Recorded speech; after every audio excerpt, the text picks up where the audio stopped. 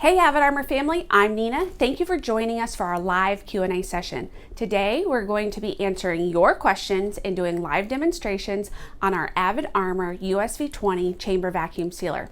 We're going to go ahead and get started with our most frequently asked questions. Feel free to follow along, ask additional questions as we go, and we'll be happy to answer them for you.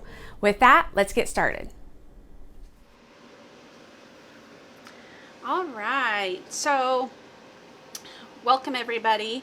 We're going to get started with our frequently asked questions on our USV20 Chamber Vacuum Sealer. The USV20 is our smaller petite model compared to our USV32.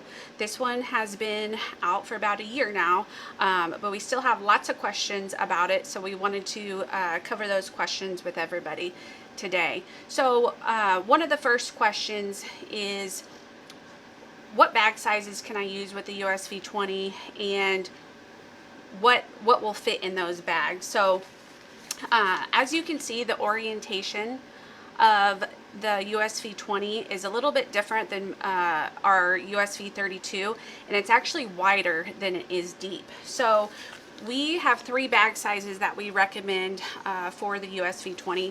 We have this custom bag size that we designed just specifically for the USV20. This is the largest bag size that we recommend, and it's 11 inches wide by 10 inches long, and we designed it for the orientation of this chamber. And we about 3 pounds of product can fit into this, or about 4 to 6 cups of liquid or powder flour type product can fit into the 11 by 10. Our medium size bag that we recommend is the 8 by 10. This is great for double size portions, a couple pounds of food product. And then the smallest bag that we have that we recommend is our 6 by 10. This is great for smaller portions, individual portions, and it's the smallest bag, chamber vacuum bag that we currently have for the USV20. Now, our first question, is it necessary to always keep the lid open when not using? No, not at all. We do recommend you storing it with the lid closed, but just make sure not to put any heavy weight on top of it, because what you would be doing is compressing this gasket, and if this gasket becomes too compressed, then it's going to have a hard time forming a good seal with the lid, and you won't get a vacuum in the chamber. So that was our first question. The next thing we have a lot of people asking about is the bag placement and bags blowing up in the chamber when they're vacuum sealing stuff. Now keep in mind that the technology of a chamber sealer is different than a suction vacuum sealer. So whenever you're vacuum sealing stuff, you're not sucking air directly out of the bag. It's actually being removed from the entire chamber. So when you see that bag blow up, it's not puffing air into the chamber. What's actually happening is the oxygen is being removed from the chamber, probably at a faster rate than what is being removed from the bag, and so you'll get that expansion because you're lowering the atmospheric pressure. So I'm going to go ahead and get our first item that we're gonna vacuum seal. This is about 2.5, 3 pound piece of beef, and this is in our 11 by 10 chamber vacuum bag. Now, one of the things to make sure to not get that big expansion is to check and make sure that the opening of the bag isn't being pinched off in any way. If for some reason that it is, the air is going to have a harder time escaping the bag, and you're going to get that rapid inflation. So what we recommend, one of the things that I do to make sure that the bag is staying open, is to only place the bottom part of the bag under the clip. That way this is leaving the bag in an open position so that air can come out. Also make sure that it's nice and smooth across the seal bar, and then I'm going to go ahead and use a vacuum time setting of 25 on this.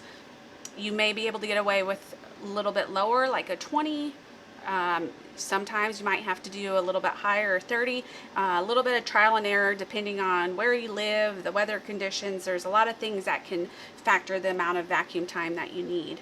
So let me go ahead and show you this set to 25, and for our chamber vacuum pouches, we recommend a seal time setting of 4. So I'll go ahead and get that going.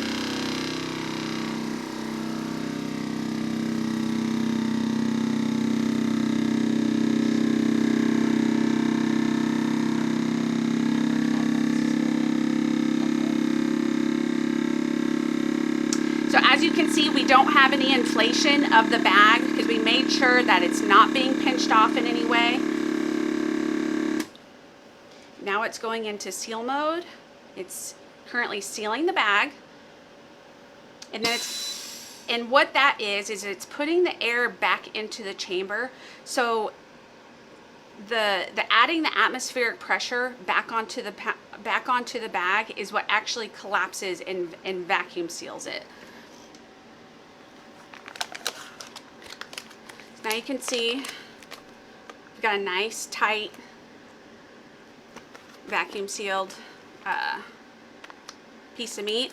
It's not going to turn it, just because it's vacuum sealed doesn't mean it's going to turn it rock hard. It's still going to be pliable, if you will. But that's like I said, about a 3-pound piece of beef. Now, if you feel that it's not a good enough, tight enough vacuum, there's some things that you can do to achieve a tighter vacuum. Always, you can up your vacuum time. You can, if you have room left in, like if you're using a bag that's a little bit oversized, we would recommend cutting that bag size down. So the smaller bag that you have around your product is going to help you achieve a tighter vacuum. But also always make sure that you have about 3 inches of headspace, because that's going to help you get a better seal. But a smaller bag on the product can help. And then the last thing that you can do is always you can add filler to your chamber. The more space that's occupied in your chamber, then the less vacuum time that you'll need and the tighter vacuum that you can get on your products. Let's see, are any other questions so far? No questions?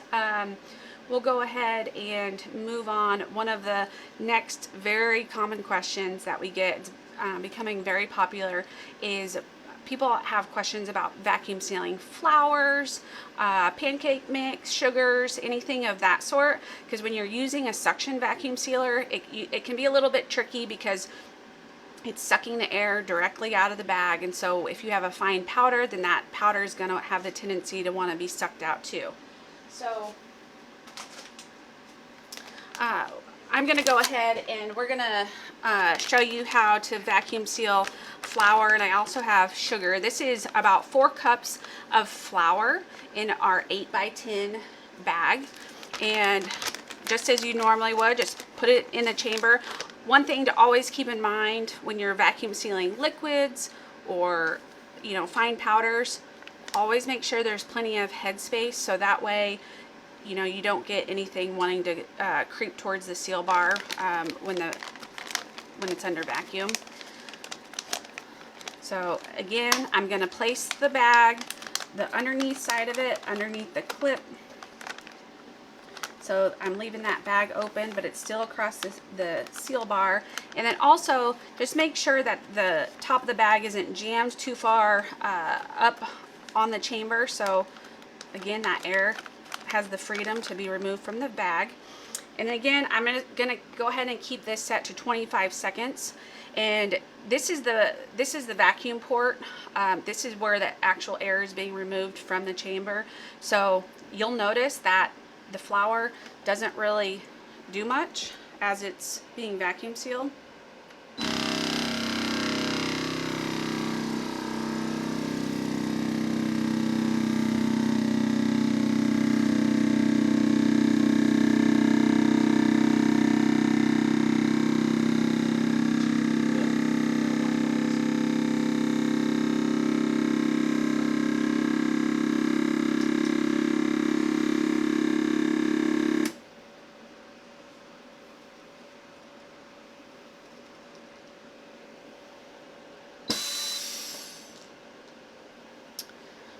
right. Now that it's done, you'll see your flour is nice and vacuum sealed. It literally turns it into a brick. But there's no worry about, you know, any of that flour coming out of the bag, because it's not sucking it directly out of the bag. It's removing the air from the entire chamber. And then I'll go ahead and show you sugar as well.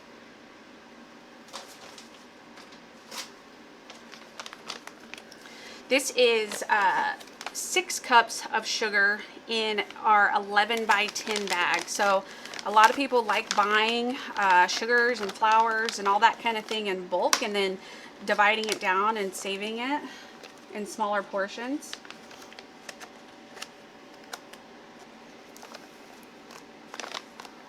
So we got that place, plenty of head space.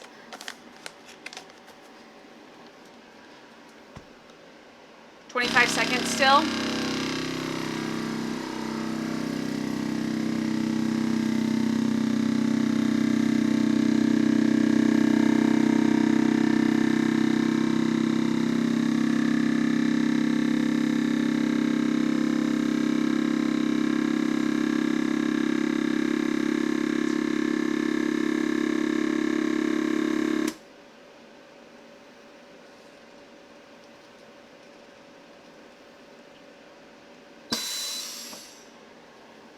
All right, here's a sugar, again a nice tight brick, vacuum sealed, ready to go for storage. I'm gonna go back to a few of the questions that we've having. Chuck asked, what can be used as a filler? Honestly, anything. You can use like a book to add space. You can use, if you have a small cutting board, if you have a small dish, really anything can be used as additional filler. And one other thing that I did want to share is you can also use if you have inflation of the bag. I'm going back a few steps. If you have inflation of the bag and you're worried that it's inflating too much, you can use vacuum sealed bag of water to place over the bag to use as kind of a weight to help that bag from inflating more. And the cool thing, you could technically use anything. Again, you can use a book or whatever to hold down that bag from inflating so much. But the cool thing about using a vacuum sealed bag of water is this water is going to conform to whatever you're vacuum sealing, so you will get a nice tighter vacuum. So that's a little hack that people do to prevent that bag from blowing up so much. And I will say, if you do have, you know, high moisture items or something that's a little bit warm that you're vacuum sealing, that's also going to tend to lead to more inflation of your bag because there's more vapors in there. It's putting off more oxygen that's trying to escape, and so there's certain things that will make it inflate a little bit more. Next, Michelle asked, how often does the gasket or sealer bar need to be replaced? It all, honestly, it depends. The gasket and the seal bar are wearable parts, so they will eventually need to be replaced. Depending on, so the seal bar, if you're just using a standard seal time, you're going to get a lot of use out of it. If you're constantly sealing Mylar bags with the heat higher, it's probably going to shorten the life at all.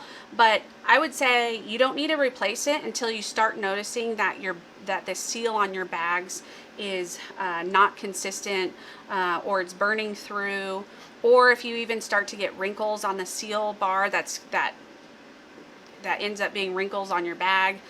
Those are things. And then as far as the gasket, you'll notice if your chamber's not pulling a vacuum with the lid, it might be time to replace the gasket. Another thing you can do is just pull it out and rotate it to kind of give the corners new positions. Maybe put the corner on a straight edge to rotate it, and you might get a little bit more life out of it that way. But we do have both the seal bar and the gaskets available on our website for purchase.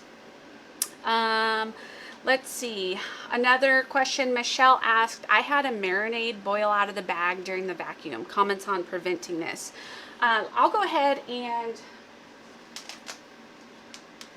show you. This isn't a marinade, but this is a soup, a tomato soup, so you would get the same effect. The number one thing that we recommend from preventing liquids or marinades or anything boil out is to ensure that there's plenty of headspace in the bag to prevent it from boiling out. And then also, if you pay attention, because if you notice it starting to approach the seal bar, you can immediately press seal on your chamber vacuum sealer, and as long as it's pulled enough of a vacuum, which by the time it's boiling out, it should definitely be to that point, then it will automatically seal the bag and it will prevent it from overflowing. Or you can just immediately press the cancel button. It will stop the vacuum, put the air back in the chamber. So you should be able to prevent that. So just keep an eye on it. Now, if it's something, there are certain things that will have a tendency to actually boil up even more. So if you are making, you want to seal some fresh, blended strawberries or something, you're going to have a difficult time not getting those to boil out unless you really only put a little amount in the bag, because as you just blended those strawberries or that fruit, whatever it is, you're infusing air into that product. And so when it's under the vacuum, it's trying to remove all that air that you just put into it. It's trying to remove it, so it's going to have the tendency to want to boil out. So we, on those type of things, we recommend letting that sit for a day or so to let all that oxygen that you added into it kind of settle out, and then you can vacuum seal it. So I'm going to go ahead and vacuum seal this liquid. Again, we've got it placed under the bag clip, straight across the seal bar. We got plenty of headspace so it won't boil out.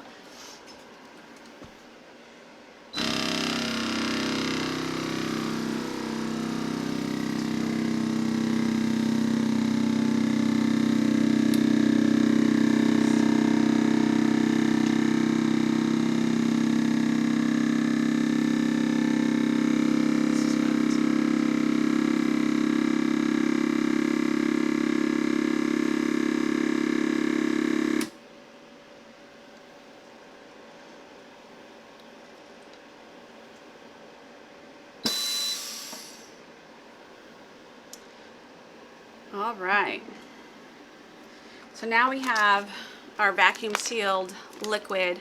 Elsa asked about sealing chili con queso. The cheese went everywhere. What is the proper way to do it?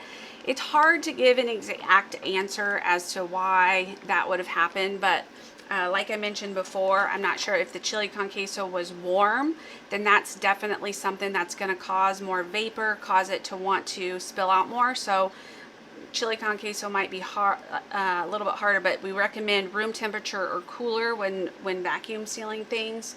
I'm not sure. Again, making sure that the bag isn't too full. Those are the things that we would recommend for doing things like that. Let's see. Someone asked about vacuum sealing wine bottles. We'll get to that in just a second when we do our vacuum sealing external canisters. Let's see. Elsa asked, I have a hard time figuring out the vacuum time and seal time. What are the recommendations for meats and dry goods like beans and rice? So that is a little bit of a loaded question because there's not an exact answer. It's going to depend on the amount of volume that you're using, the bag size that you're using, where you live. Altitude can make a difference. Seal time is a little bit easier to answer. If you're using our bags, a seal time setting of 4, set it and forget it. You don't even have to worry about changing it. Now, the only time you would want to is if you're doing maybe a Mylar bag, which I'll show you. You're gonna want to bump up the seal time because you're going to need a little bit longer of a heat to seal that thicker bag. Now the vacuum and seal time, we would probably recommend starting at like a 20 or 25. That's going to be your average. But if you notice that it needs more vacuum, up that vacuum time, go another couple notches to maybe 30. Add filler, those types of things. Shrink your bag if you're not getting a good vacuum. But it does have a wide range of vacuum times, but they're not necessarily always needed. Usually, for most things, I would think about a 20-25 on the USV20 because the chamber is so small, should be sufficient. Let's see. When mine is done sealing, it makes the same sound as yours, but then there is a pop sound too. Is this normal? I'm not sure 100%. It could just be the release of the vacuum, the pressure of the vacuum, because there is, keep in mind, when this chamber is under vacuum, there is 14 pounds of pressure per square inch in this chamber, and so it's a lot of vacuum pressure. So occasionally you could get pops and cracks just because of that amount of pressure in the chamber and the lid. I made a lot, Chuck asked, I make a lot of fresh homemade pasta. What is the best method to seal? That is a good question. I haven't personally vacuum sealed a lot of fresh homemade pasta. I'm not sure if it's Chuck, if it's hard or if it's still, soft noodles. If it's soft and you don't want to crush it, you can definitely use the canisters.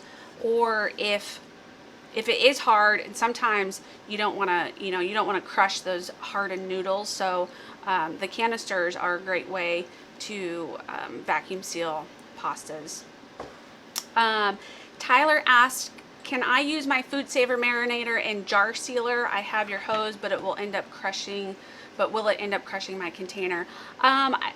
Yes, you should be able to use Food Saver marinator and jar sealer. I don't think it will end up crushing the container. Actually, if you notice, because the pump is so strong, it actually only takes a couple seconds to vacuum seal an external canister. And I'm going to go ahead and show you this. So this is one of our canisters. We have some pasta in there. Well, I'm going to go ahead and use the accessory port. Let me get some of this stuff away. So whenever you're vacuum sealing canisters, you're probably, if you're used to a Food Saver, and it probably takes about 30 seconds or so to vacuum seal a canister, you'll notice that on the USV20 it does it in a matter of seconds, which is kind of cool. So if you're using our hose, our canister, make sure you set it to the seal function. You're going to leave the lid open, and then you're going to press and hold the auto vac and seal for about 2 seconds or so to get that function to engage. And you'll notice it's going to stop as soon as it's done vacuum sealing this canister. So we'll go ahead and do that. Uh-oh.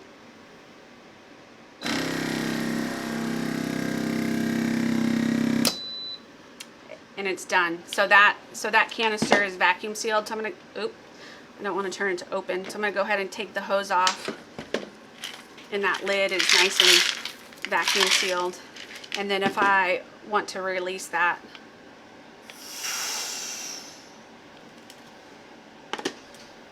so you should have no problem using the Food Saver stuff with the USV20. So Carlos asked, sometimes it comes out perfectly, completely vacuumed, but other times I'm having a hard time getting all the air out. Again, there's so many different variables. One of the things, the very first thing that I would check is, if you're having a hard time getting it vacuumed, is to check your seal bar and check your bag placement. So this seal bar actually raises and lowers So it's in a lowered position. Once it goes into the sealing cycle, it raises about a quarter of an inch, or maybe even less, to seal the bag. It presses against the seal pad on the lid right here, and that's what seals the bag with the seal bar, and then it lowers back down. If for some reason your seal bar is staying up, either it could be both sides, either side, then what that's doing is that's pinching off the opening of your bag while it's under vacuum. You're going to get bag inflation. You will probably get a bad seal. So that's the very first thing that I would check on if you're having trouble getting a vacuum on it. If it continually does it, what we would recommend, because over time, if you're doing a lot of high moisture things, a lot of vapors and whatnot, you can get some like residue stickiness on these pins. So we would recommend using like a WD-40 or a food grade lubricant to lubricate these pins, so that way they can freely move up and down. But if you've tried, and also like I said, the bag placement, making sure the opening of the bag isn't being pinched off, making sure that your sealer is pulling a full vacuum every time that you run it, increasing your vacuum time, adding filler. If none of those things are working for you, please reach out. We'd be happy to help troubleshoot with you and figure out what's going on. Let's see. Luke asked, does Avid Armor sell bag rolls for chamber vacuum bags, or just pre-cut sizes? That's a great question. We actually don't sell the bag rolls for of chamber vacuum bags. If you like using rolls and pre-making your bags, making your own custom bag sizes, you can use standard vacuum sealer rolls. The only reason why we don't necessarily recommend it is because, number one, chamber vacuum pouches, because they don't have the embossment on them, they are way more cost effective than buying vacuum sealer rolls. You can get about 2.5 times the amount of bags, chamber pouches, than you can regular vacuum sealer bags. And then also the other thing is, while the chamber vacuum sealers can do a seal only, they do have to pull a partial vacuum, because like I mentioned, the sealer uses vacuum pressure to raise the seal bar into sealing position and then lower it back down. So if you're doing a seal only and you're making a bunch of custom size bags, it's going to take a lot longer to do than maybe what you're used to with a different suction vacuum sealer. So that's the only reason why we don't always necessarily recommend it. It can be done, but that's just our take on it. Let's see. Terry asked, how do you figure out what size of unit you need? And I'm assuming you're probably referring to between our USV20 and our USV32. It is going to all come down to your lifestyle. I think that's how I would look at it. I have a family of 4, and whenever I vacuum seal and portion out my food, I usually do it in items of like 2 portions at a time. This sealer is plenty big for that. If you're always going to be doing, bigger items or vacuum sealing in larger portions, you might need a larger chamber to be able to do those things. But that actually kind of leads me to another thing. If you have something that's too big to fit inside of the chamber, there's a little hack out there that you can actually use a suction vacuum sealer bag. It has to have the embossment. If you want it vacuum sealed, you can do it externally on the in the chamber. You would put this, I'll go ahead and do it actually.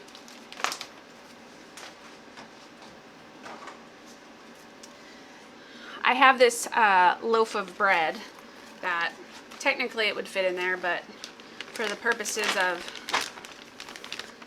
vacuum sealing outside of the chamber, I'm going to just put it in here And you'll see this poor loaf of bread is gonna be crushed, but that's okay. I'm actually gonna lower the vacuum time to 20 because it doesn't need much. And I don't know if you can see this very well, but I'm gonna try to push it. I'm gonna close this over it, and I'm gonna go ahead and press auto vac and seal. Now if you can see that using a suction vacuum sealer bag, you can vacuum seal externally if whatever you're needing to seal is too big to fit in this little chamber. So that's a kind of a cool hack. And then also, with that being said, if you have something, it's really hard to get a real light vacuum on this chamber. So if you have something, let's say like potato chips that you want to seal, but you don't want to crush them, then you can use a chamber vacuum bag on the outside of it, and it will not pull a vacuum because there's no embossed texture, but it will go ahead and seal those chips up for you. So, all right, let's see. Elsa asked, do you recommend applying vacuum sealing to the same item twice? Sometimes where the vacuum seal wasn't tight enough, so I would do it twice. Honestly, if we always recommend whatever works best for you, do it. There's no right or wrong answer, so it's not going to hurt anything. Double the seal works if you need. It's not going to hurt anything. So so that would work. Let's see. Tyler asks, is it normal to have to press down on the right rear side of the lid for the chamber to get a seal, or for it to create a seal? The pressure gauge doesn't even move until I press on the lid. Sometimes that can be normal. If your gasket isn't forming a good lid, a good seal with, lost my train of thought. If your gasket isn't forming a good seal with your lid, sometimes a little bit of pressure on the lid might be necessary. So we might recommend kind of rotating your gasket to help that, to get the lid in the chamber to seat well. If it's something else related, like a hinge or something, I'm not totally sure. We would probably have you reach out to us again so we can troubleshoot with you to see what your exact issue is. Let's see.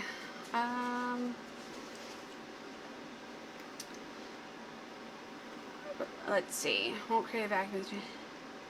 Okay, yeah, so he meant it's not creating a vacuum in the chamber. Okay, I believe on that, if it's the USV20, you may be able to lubricate that hinge to get it to close better. That's our suggestion. But again, if that's not working for you, please reach out to us. We'll be happy to get whatever issue that you're having resolved, because you shouldn't have to press down too much. The amount of vacuum pressure on the USV20 should be enough to draw that lid down. If there's any other questions, feel free to keep asking them. I'm going to go over a few other things that we have, because I know we get a lot of questions. Vacuum sealing high moisture proteins, getting a good vacuum on it. So I have this. This is a pork loin in a lemon marinade sauce. So again, always important. Lots of extra headspace. Prevent that marinade from bubbling out. It's a cooler temperature. We don't want it to be warm, because that can create additional vapors, make the bag blow up. We'll go ahead and put this in here. I'm gonna bump my vacuum time back up a little bit because I had it lowered.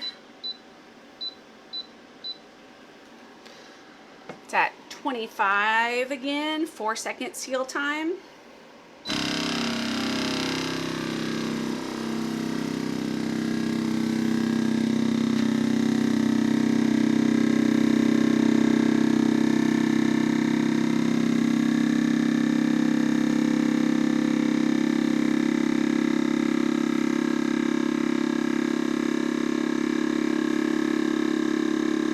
You'll notice you can see the marinade starting to boil a little bit.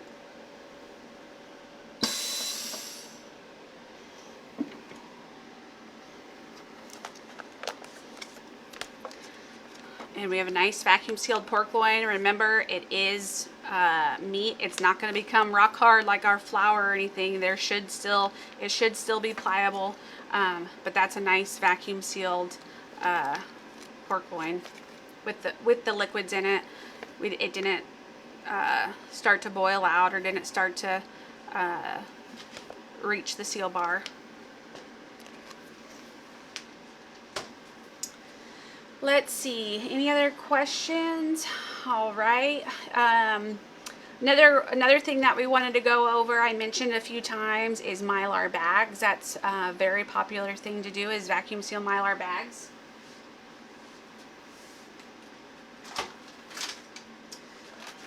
The USV20 can vacuum seal Mylar bags because it does have the adjustable seal time.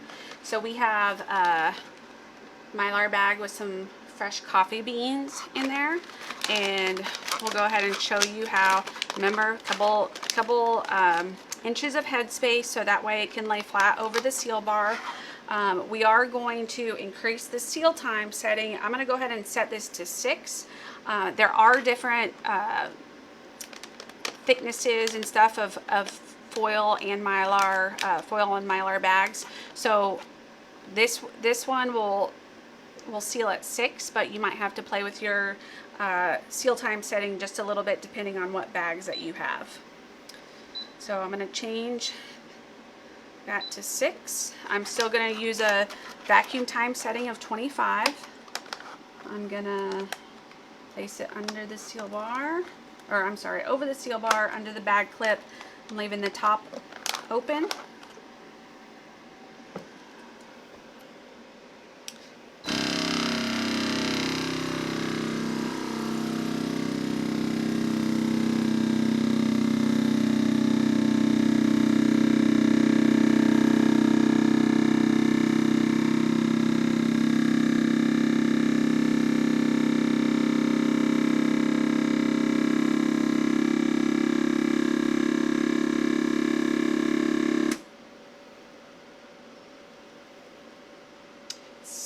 Sealing the bag.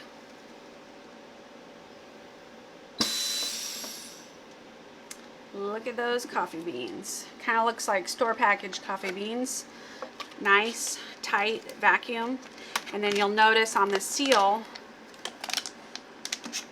it's a very nice, tight seal. Double seal on the USV20. So, can seal Mylar bags on the USV20. It's a huge, huge benefit. All right, any other questions? Let's see, one of the things that we didn't go over yet, but I will talk about, is the marinating function on the USV20. So you can marinate foods directly in the chamber. Let me see. So what we recommend, you can do it in the bag. You can do it in a bag if you don't have a container. But keep in mind, whenever you're doing it in the bag and you have it placed over, it's going to go under vacuum for 60 seconds. It will not seal the bag. So please be careful and watch to make sure that it doesn't overflow, because it will never seal the bag, so you don't want anything to boil out and over. So what we actually suggest is getting a small dish that you can put directly in the chamber that will fit in there, and then put your meat or whatever, your protein that you're marinating, and I don't really have anything for this, but again, as it's reaching that boiling point, you will get that bubbling, the dancing of the marinade, so it will want to splatter outside of that. So we actually just recommend taking a piece of saran wrap and just lightly putting it over the container, so that way keep your chamber nice and clean. You don't have to clean up any splatters on the lid afterwards. So then what you're going to do is you're just going to close the lid. You're going to put it, press the marinade button, and then it's going to put the chamber under vacuum for 60 seconds. And then what we recommend, so whenever it's putting it under vacuum, it's opening up the pores of that protein, really infusing that marinade into your meats. It's doing a rapid marination. We recommend repeating it like 2 to 3 times, and then whatever it is that you're marinating should be good to go to cook. So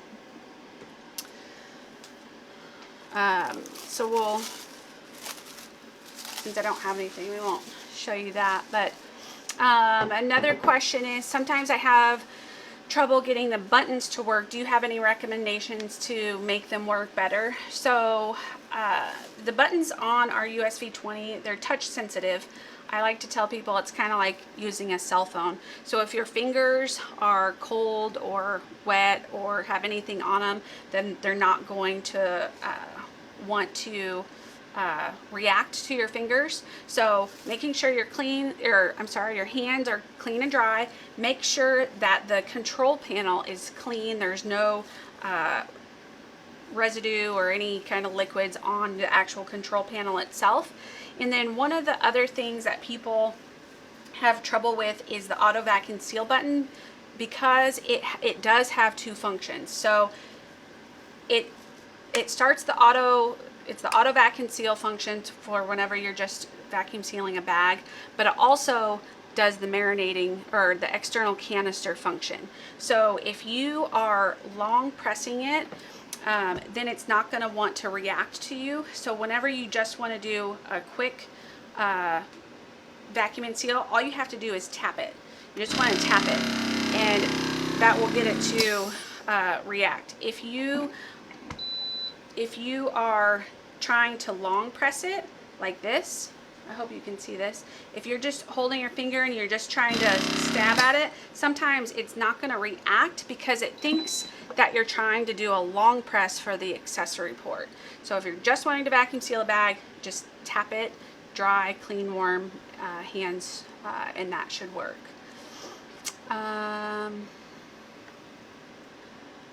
Elsa asked, will Avid Armor have glass vacuum container in the future? That is actually something that we've been looking at, and we are hoping to come out in the future. So yes. Any other questions while we wrap everything up? Let's see. Another thing people ask is how deep is the chamber? This is about 3.5 inches deep. So keep that in mind when you're vacuum sealing larger items. Looking, the maximum size that you can. If you had something that's bigger, a piece of meat that's bigger that seems to go a little bit higher than the chamber, that's okay. The lid will actually press that down. And it will still vacuum seal it. You won't have trouble. But if it is a container or anything, or even a mason jar that you want to seal, you have to be aware of that, the maximum depth of the 3.5 inches. All right, well, it doesn't look like that we are getting any more questions, so we'll go ahead and wrap that up. Thank you so much for everybody for joining us today and answering your questions. Hopefully we covered everything. We hope you join us next time when we do our next live Q&A session. Have a great weekend, everybody.